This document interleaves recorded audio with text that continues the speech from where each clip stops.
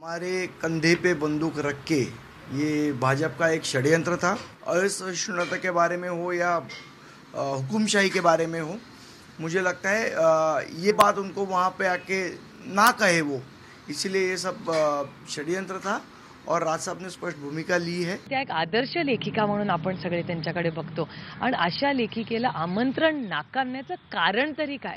म्हणजे freedom of speech जो अधिकार भारतरत्न डॉक्टर बाबासाहेब आंबेडकरांनी आपल्या कॉन्स्टिट्यूशनमधून संविधानातून आपल्याला दिलाय, तोच जर तुम्ही हिरावून घेणार असेल तर खरंच त्याचा काही अर्थच राहत नाही।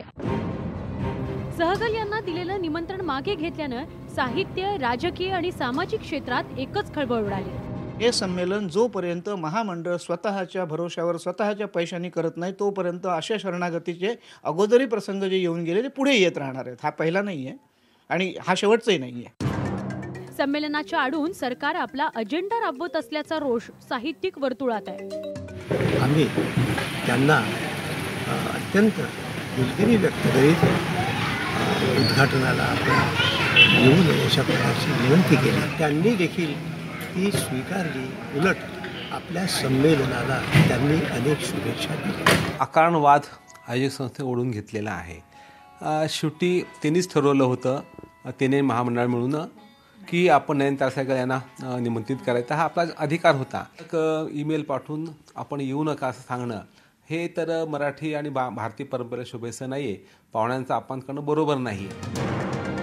मात्र दुसरीकडे सरकारनं आपल्यावरचे सगळे आरोप फेटाळले। अनावश्यकपणे शासनाला त्या कॉन्ट्रोवर्सीमध्ये काही जण खेचायचा प्रयत्न करतात।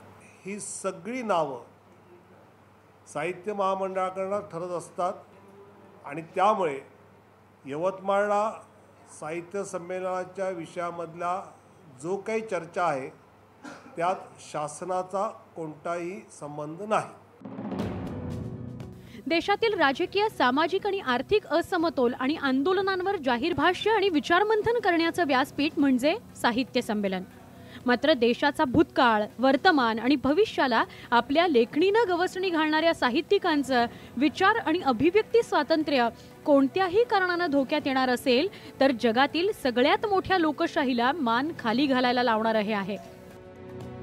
हलिमा कुरेशी, न्यूज 18 लोकमत, पुणे।